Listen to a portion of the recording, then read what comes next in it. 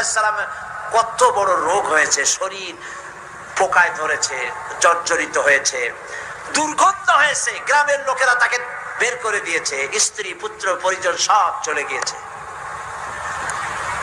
এমনকি জিহ্বায় যখন পোকা ধরল, হযরত আইয়ুব আলাইহিস সালাম আল্লাহ রাব্বুল আলামিনের দরবারে ফরিয়াদ করলেন, আন্নী মাসানিয়াদ দুররু ওয়া আনতা আরহামুর রাহিমিন।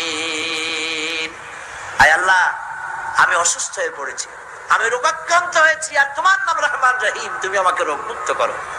হযরত আইয়ুব আলাইহিস সালাম আল্লাহর দরবারে ফরিয়াদ করলেন, রব্বুল আলামিন সারা শরীরে পোকায় জর্জরিত হয়ে গেছে, এখন আমার জিহ্বায় পোকা ধরেছে, মাবুদ গো আমি তোমার কাছে ফরিয়াদ করি, আমার জিহ্বায় পোকা দিও না, কারণ জিহ্বাটাও যদি নষ্ট হয়ে যায় তাহলে তোমার মতো আল্লাহর জিকির আমি কি দিয়া করব।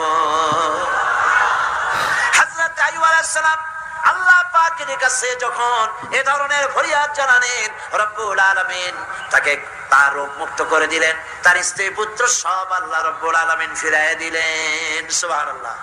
সুতরাং মুমিন ব্যক্তি, কোরআন শরীফে সব আছে, কোরআনের মতো শ্রেষ্ঠ ওয়াজের কিতাব পৃথিবীতে আর শুধু বোঝার দরকার। বিপদে যত বড় বিপদ আসুক, কোন বিপদে মুমিন ধৈর্য হারাবে না। হযরত ইয়াকুব আলাইহিস সালামের ছেলে ইউসুফ আলাইহিস সালামকে যখন তিনি হারায় ফেললেন, তিনি অধৈর্য হয়ে গেছিলেন নাকি? অধৈর্য হন নাই। কারণ আমি আমার বক্তৃতার সূচনায় বলেছি, আমরা কল্যাণ বুঝি না, অকল্যাণ বুঝি না। কোন বিপদ আসতে পরে আমরা হয়রান হয়ে যাই, কিন্তু বিপদের মধ্যে কল্যাণ আছে আমরা তা বুঝতে পারি না। কথা বুঝে আসছে? হযরত ইউসুফ আলাইহিস সালামকে কুয়ার ভিতরে ফেলে দেওয়া হলো। 11 ভাই মনে করেছে কুয়ার ভিতরে ফেলে দিয়া ইউসুফ আলাইহিস সালামকে মেরে ফেললাম, কিন্তু তারা বোঝে নাই আসল কামটা কি হয়েছে। এটা তো কুয়া নয়, এটা একটা টানেল, এটা একটা সুড়ঙ্গ। একদিকে কেনান হলো তার এক মুখ, ওই সুড়ঙ্গের এক মুখ হলো কেনানের। কেনান ইউসুফ আলাইহিস সালামকে ফেলে দেওয়া হলো কুয়ার ভিতরে মারার জন্য, কিন্তু আল্লাহ পাকের ইচ্ছা ইউসুফ আলাইহিস সালাম মরবে না। এই টানেলের অপর প্রান্ত মিশরের সিংহাসনের টানেলের এপার দিয়া ইউসুফ আলাইহিস সালামকে ঢুকালেন, অপর প্রান্তে মিশরের সিংহাসনে ইউসুফকে আল্লাহ বসায়া দিলেন। হযরত ইয়াকুব ছেলের জন্য অধৈর্য হলেন না। যখন তিনি খবর পেলেন ছেলে বাঘে খেয়ে ফেলেছে, তিনি তখন বলেছেন, ফাসাবুরুন জামিলুন আসাল্লাহু আইয়াতিয়ানি বিহিম জামিআ ইন্নাহু হুয়াল আলিমুল হাকীম। ফাসাবরুন জামিল, আমি উত্তম ভাবে ধৈর্য ধারণ করলাম, এবং আমি বিশ্বাস করি আল্লাহ রাব্বুল আলামিন আমার হারানো সবকিছু আমাকে ফিরাই দিবেন। বহু বছর পর যখন হযরত ইউসুফ আলাইহিস সালাম প্রেসিডেন্ট হয়েছেন মিশরের, 11 ভাই গেল সেখানে সাহায্য আনার জন্য। সেই ঘটনা তো শোনাবো না, এমনি বলে যাচ্ছি। এরপরে তিনি তাদেরকে পরিচয় দিলেন, ওরা ভয় পেয়ে গেল। তিনি বললেন, ভয়ের কোনো কারণ নাই, লা তাসরিবা আলাইকুমুল ইয়াউম, আজকে আমি কোনো প্রতিশোধ তোমাদের নেব না। সুবহানাল্লাহ। এর নাম পয়গম্বর, এর নাম কি? আল্লাহর নবী। আমি আজকে কোনো প্রতিশোধ তোমাদের নেব না, তোমরা যাও। পিতার অবস্থা তিনি জানলেন, কাঁদতে কাঁদতে পিতার চোখ দুটো নষ্ট হয়ে গেছে। ইয়াকুব আলাইহিস সালাম, হযরত ইউসুফ আলাইহিস সালাম বললেন, যাও। নিজের জামাটা খুললেন, গায়ের জামা খুলে বললেন, ভাইরা আমার এই জামা নিয়ে যাও, আর আমার আব্বার চোখের উপরে এই জামাটা রেখে দিও। ছেলেরা যখন হযরত ইউসুফ আলাইহিস সালামের জামা নিয়ে মিশর থেকে রওনা করেছে, গল্প নয়, উপন্যাস নয়, আল্লাহ পাক এই কোরআন শরীফে সূরা ইউসুফে বলেছেন, জামা নিয়ে মিশর থেকে রওনা করেছেন। কোথায় মিশর আর কোথায় কেনান? কেনানে বসে হযরত ইয়াকুব আলাইহিস সালাম বলছেন, তোমরা যদি আমাকে মতিভ্রম পাগল যদি মনে না করো, তাহলে একটা কথা বলি, আমার নাকে এখন আমি ইউসুফের গন্ধ পেতেছি। তোমরা যদি আমাকে মতিভ্রম না করো, তাহলে আমি বলি আমি কিন্তু ইউসুফের গন্ধ পেতেছি। সুবহানাল্লাহ। হযরত ইউসুফ আলাইহিস সালামের জামা এনে ভাইরা যখন হযরত ইউসুফের চোখের উপরে রেখে দিলেন, হযরত ইয়াকুবের দুটো চোখ সাথে সাথে আল্লাহ ভালো করে দিলেন। ফাসবরুন জামিল, ধৈর্য ধরো। ইমানদার ব্যক্তি আশার উপরে তার জীবন বাঁচে, কারণ যত বড় বিপদ আসুক না কেন আশ্রয় পাওয়ার একটা জায়গা আছে, তার নাম হলো আল্লাহ। নাম কি? বলেন আল্লাহ। সবাই বলেন আল্লাহ আল্লাহ আল্লাহ আল্লাহ। হযরত ইউনূস আলাইহিস সালাম মাছটাকে গিলে ফেলে দিল, মাছটাকে গিলে মাটির অতল তলদেশে চলে গেছে। এত বড় বিপদ পৃথিবীর কোন মানুষের হতে পারে নাকি? বলেন, কি বলেন? মাছের পেটের ভিতরে জানালা নাই, দরজা নাই, বেরোবার কোনো পথ নাই, মাছ গেছে পানির অতল তলদেশ। আল্লাহ পাক কোরআন শরীফের ভিতরে মানুষকে শোনান, আল্লাহ ওয়াজ করছেন, সুবহানাল্লাহ বলেন। আল্লাহ পৃথিবীর মানুষকে ওয়াজ করছেন, দুনিয়ার মানুষকে শোনান। আমার ইউনূস তো ধৈর্য হারা হয় নাই। ওয়াদান্নুন ইয যাহাবা মুগাদিবান ফাযান্না আন লান নাকদিরা আলাইহি ফানাদা ফিয-যুলুমাতি আন লা ইলাহা ইল্লা আনতা সুবহানাকা ইন্নী কুনতু মিনাজ জালিমিন। ফানাদা ফিয-যুলুমাত, জামায়ে কাসির, ত্রিবিধ অন্ধকারের ভেতর থেকে হযরত ইউনূস আলাইহিস সালাম চিৎকার মারলেন। মাছের পেটের অন্ধকার, পানির অন্ধকার, রাতের অন্ধকার, ত্রিবিধ অন্ধকারের ভেতর দিয়ে মাছের পেটের মধ্য দিয়ে ইউনূস আলাইহিস সালাম চিৎকার মারলেন। অধৈর্য হন নাই, হার্ট ফেল করেন নাই। তিনি বলছেন, পড়েন আমার সাথে, লা ইলাহা ইল্লা আনতা সুবহানাকা ইন্নী কুনতু মিনাজ জালিমিন। তুমি ছাড়া কোনো ইলাহ নাই, কোনো উপাস্য নাই, মাবুদ নাই। তোমার পবিত্রতা ঘোষণা করছি, আমি জালিমদের অন্তর্ভুক্ত হয়ে গেছি। ইউনূস আলাইহিস সালাম যখন কাঁদতেছিলেন, আল্লাহ রাব্বুল আলামিন সেই কান্না শুনেছিলেন কিনা? বলেন, শুনছিলেন কিনা? শুনতে পেয়েছিলেন কিনা? পানির ভিতরে কেউ শুনে নাই, মাছের পেটের ভিতরে ইউনূস আলাইহিস সালাম কিভাবে চিৎকার করছেন, মাছের পেটের ভিতরের আওয়াজ পানির ভিতরে কেউ শুনে নাই, জমিনের কেউ শুনে নাই, অন্তরিক্ষে কেউ শুনে নাই, সাত আকাশের ভিতরে কেউ শুনে নাই, কিন্তু আরশে আজিমের মালিক আল্লাহ রাব্বুল আলামিন শুনতে পেয়েছেন। সঙ্গে সঙ্গে রব্বুল আলামিন জবাব দিলেন, ফাস্তাজাবনা লাহু ওয়া নাজ্জাইনাহু মিনাল গাম্মি ওয়া কাযালিকা নুনজিল মুমিনিন। পড়েন, ফাস্তাজাবনা লাহু ওয়া নাজ্জাইনাহু মিনাল গাম্মি ওয়া কাযালিকা নুনজিল মুমিনিন। আমি ইউনূসের ডাকের জবাব দিলাম। কে বলতেছেন? বড় করে বলেন, কে বলছে? আল্লাহ, সুবহানাল্লাহ।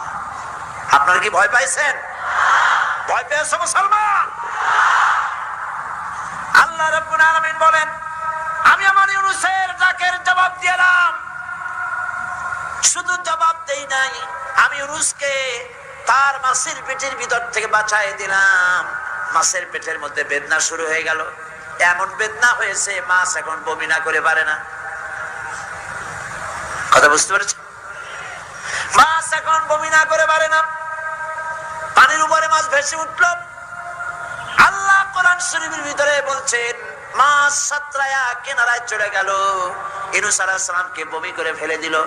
ইউনূস আলাইহিস সালাম বেঁচে গেলেন।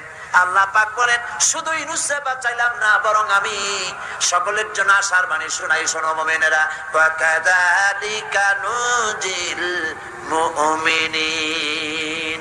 মুমিন বান্দা যারা, যত বড় বিপদ আসুক আমারে ডাকো, আমি বিপদ দিয়ে বাঁচাই দেব। সুবহানাল্লাহ, বিপদ থেকে আমি বাঁচাই দেব। আল্লাহ পাক বলেছেন ফাইন্না মাআল উসরি ইউসরান ইন্না মাআল উসরি ইউসরা। জেনে রাখো, দুঃখ এবং কষ্টের পরে রয়েছে সুযোগ সুবিধা, আর অসচ্ছলতার সাথে রয়েছে উদার সচ্ছলতা। যত বড় বিপদ আসছে, এই বিপদের পরে আল্লাহ পাক তার গোলামদের উপরে রহমত নাজিল করবেন ইনশাআল্লাহ। সুতরাং ঈমানদার লোকেরা, তাদেরকে আল্লাহ পাক বলছেন কোনো ভয় নাই, কোনো চিন্তা নাই, যত বড় বিপদে পড়ো আমারে ডাকো, আমি ডাকের সাড়া দিয়ে দেব। সবাই আল্লাহরে ডাকেন, সুবহানাল্লাহ ওয়ালহামদুলিল্লাহ লা ইলাহা ইল্লাল্লাহ। জোরে পড়েন সুবহানাল্লাহ ওয়ালহামদুলিল্লাহ লা ইলাহা ইল্লাল্লাহ, সুবহানাল্লাহ ওয়ালহামদুলিল্লাহ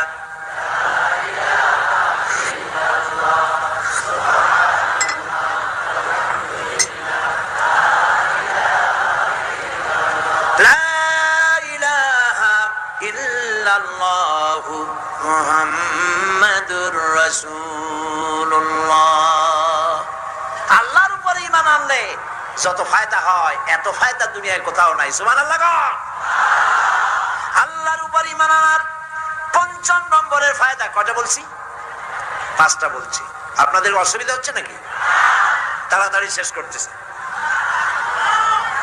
৬টা বলবো। এ হলো ৫ম নম্বর। তারপর আমরা দোয়া করব। দোয়ার দরকার আছে কিনা এই সময়? ৫ম নম্বরে আল্লাহর উপরে ঈমান আনলে পরে আরেকটি বড় ফায়দা, সেটা হলো কঠিন এবং কঠোর বিপদে আল্লাহ পাক তার মধ্যে অবিচলতার এবং ধৈর্য ধরার তৌফিক দিয়ে দেন। সুবহানাল্লাহ। যত বড় বিপদ আসুক, সেই বিপদে মুসিবতে আল্লাহ পাক মুমিনদেরকে আল্লাহর উপরে নির্ভরতা শিখায় দেন। সুবহানাল্লাহ। কারণ মুমিনদের জানা আছে যে ঈমানদারদের বিপদ নতুন কিছু নয়, একেবারে আদম আলাইহিস সালাম থেকে শুরু হয়ে আসছে। ঠিক কিনা? আদম আলাইহিস সালামের বিপদ হয় নাই? আদম আলাইহিস সালামের বিপদ কি? শয়তান। তার বিপদ কি? শয়তান ছিল বিপদ। প্রত্যেক নবীর সময় মানুষের নবীদের কষ্ট দিয়েছে, দেয় নাই? বিশ্বকবি ইকবাল বলেছেন, सतीजा का रहा है असल से तायम रोज, सतीजा का रहा है असल से तायम रोज, चरागे मुस्तफा भी से शरारे बुलहबीस। আগমন কাল থেকে শুরু করে মুহাম্মদ সাল্লাল্লাহু আলাইহি ওয়াসাল্লামের চারাগকে, নূরকে, ঈমানকে, ইসলামকে নিভায় দেওয়ার জন্য আবু জাহেলের গোষ্ঠীরা চিরকাল চেষ্টা করেছে। সব চেষ্টা কর্পূরের মতো উড়ে গেছে, মুহাম্মদ সাল্লাল্লাহু আলাইহি ওয়াসাল্লামের চারাগ টিম টিম করে জ্বলতে রয়েছে। আল্লাহ পাক বলছেন, ইউরিদুনা লিইউতফিউ নূরাল্লাহি বিআফওয়াহিহিম ওয়াল্লাহু মুতিম্মু নূরিহি ওয়ালাউ কারিহাল কাফিরুন। ওরা চায় মুখের ফু দিয়া, কারা? কাফেরেরা। ইসলাম সহ্য করতে পারে না যারা, ওরা চায় মুখের ফু দিয়া আমার আলোটাকে নির্বাপিত করে দেবে। আল্লাহ পাক বলেন, ওয়াল্লাহু মুতিম্মু নূরি, আমি আমার নূরকে পূর্ণতা দান করব, তাতে কাফির বেঈমানদের মনের ভিতরে যত জ্বালা হোক, যন্ত্রণা হোক, ওদের কলজা যত পুরুক, ইসলাম তার বিজয় পতাকা নিয়ে উঠবে, কেউ ঠেকাতে পারবে না। আল্লাহ রাব্বুল আলামিন, আল্লাহ পাক বলছেন, ওয়াকাযালিকা জাআলনা লিকুল্লি নাবিয়্যিন আদুওয়াম মিনাল মুজরিমিন। আর এমনি করে আমি সকল নবীর শত্রু বানিয়েছি সব পাপিষ্ঠ অপরাধ প্রবণ লোকদের। শুনছেন কথা? শোনেন নাই? আল্লাহ পাক বলছেন, দুনিয়ার সব নবীদের তাদের জন্য আমি শত্রু বানাইছি কাদেরকে? যারা সব থেকে বেশি পাপিষ্ঠ, অপরাধ প্রভাব। এরা হচ্ছে নবীর দুশমন। এরা সব নবীদের সাথে দুশমনি করেছে। আজও দেশের আলেমদের সাথে দুশমনি করে সবচাইতে বড় পাপিষ্ঠ। এটা কোরআন। এটা কি কোরআন? চলে বলে এটা কি? আল্লাহ রাব্বুল আলামিন বলছেন, ওয়া কাযালিকা জাআলনা লিকুল্লি নাবিয়্যিন আদুওয়াম মিনাল মুজরিমিন। সব পাপীরা, পাপিষ্ঠরা আমার দ্বীনের দাওয়াত যারা দেয় তাদেরকে জীবনের দুশমন মনে করে। কেন? শোনেন, আমি কারো আর শোনাচ্ছি? আমার আল্লাহর ওয়াজ। অপরাধটা কি? নবীদের বিরুদ্ধে, নবীর ওয়ারিস ওয়ারাসাতুল আম্বিয়া কারা, তো তাদের বিরুদ্ধে তাদের অপরাধটা কি? তাদের অপরাধ সম্পর্কে আল্লাহ নিজে বলেন, وَمَا نَقَمُوا مِنْهُمْ إِلَّا أَنْ يُؤْمِنُوا بِاللَّهِ الْعَزِيزِ الْحَمِيدِ। এদের বিরুদ্ধে অ্যাকশন নেওয়ার আর কোনো অপরাধ ওদের নাই। ওদের একমাত্র অপরাধ, ওরা আল্লাহর জমিনে আল্লাহর আইন প্রতিষ্ঠা করতে চায়। এটাই হচ্ছে অপরাধ। এই অপরাধে নবীদের শাস্তি হয়েছে। নবীরা মার খেয়েছেন, সাহাবায়ে কেরাম মার খেয়েছেন। আমরা তো সাহাবায়ে কেরামের জুতার ধুলার সমানও নই। সুতরাং এগুলি আমাদের পাওনা। এই রক্তের বিনিময়, জীবনের বিনিময় আল্লাহ পাক তার দ্বীনকে প্রতিষ্ঠা করবেন ইনশাআল্লাহ। হযরতে খাব্বাব, বুখারী শুনুন, বুখারীর হাদিস। আমি কোনো কথা বানিয়ে বলি না। আমি লেখাপড়া করি, পড়াশোনা করি, চোখে দেখি, তারপরে কথা বলার চেষ্টা করি। বাজে গপ্প কিস্সা কাহিনী বলার অভ্যাস আমার কোনো কালে ছিল না, নাই। রাসূল করিম সাল্লাল্লাহু আলাইহি ওয়াসাল্লামের মতো মানুষ, ওনার মতো মানুষ, আহারে, তার চাইতে শ্রেষ্ঠ মানুষ কি পৃথিবীতে আছে? তিনি মার খাইছেন না খান নাই? আহা, কিভাবে তাকে মারলো! গলায় চাদর দিয়ে পেঁচাইয়া আছাড় মেরে ফেলে দিয়ে তারপরে তাকে প্রহার করা হয়েছে। আবু জাহেল মেরেছে, বেহুশ হয়ে গেছেন হুজুর। হযরত হামজা তখনও কাফের ছিলেন। শিকার থেকে ফিরে এসে মুহাম্মদ সাল্লাল্লাহু আলাইহি ওয়াসাল্লামের অবস্থা দেখে পায়ের রক্ত মাথায় উঠে গেছে। আপন ভাইয়ের ছেলে, আর এমন ছেলে। চলে গেলেন আবু জাহেলের বাড়ি। বললেন, আবু জাহেল, তুই নাকি মুহাম্মদ সাল্লাল্লাহু আলাইহি ওয়াসাল্লাম মারছিস? কেন মারলি? তিনি তো ভালো কথাই বলেন, সব সময় বলেন, সত্য কথা বলো, মানুষের উপকার করো, এতিমকে আশ্রয় দাও। এত সুন্দর সুন্দর ভালো ভালো কথা বলেন, তার মতো ভালো মানুষ তো দুনিয়ায় দেখি নেই। মারলি কেন? তুই কি মনে করছিস যে আব্দুল্লাহ মারা গেছে বলে এতিম হয়ে গেছে মুহাম্মদ সাল্লাল্লাহু আলাইহি ওয়াসাল্লাম? তোর মনে রাখা উচিত, আব্দুল্লাহ মারা গেছে, হামজা মরে নাই। হযরত হামজা ধনুক বাইর করলেন, এক বাড়ি মারলেন মাথার উপরে, মাথা ফাটিয়া রক্ত বেরিয়ে গেল। হামজা হন হন করে হেঁটে এলেন রাসূলের কাছে। হুজুরের অসুস্থ দেহ মোবারক কোলে উঠায় নিয়ে বললেন, বাবা। তার মস্তক মোবারক কোলে উঠায় নিয়ে বললেন, আমি আবু জাহেলের মাথা ফাটিয়ে রক্ত বের করে দিয়ে এসেছি, তুমি একটু খুশি হও। হুজুর বললেন, চাচা, কার মাথা ফাটাইছেন, কার রক্ত বের করেছেন, এই কথা বলে তো আমাকে আপনি খুশি করতে পারবেন না। তিনি বললেন, বাবা, তুমি কি হলে খুশি হও? তিনি বললেন, আমি খুশি হই চাচা, তোমার মুখে যদি একটা বার আমি ঈমানের কলেমা শুনতে পাই।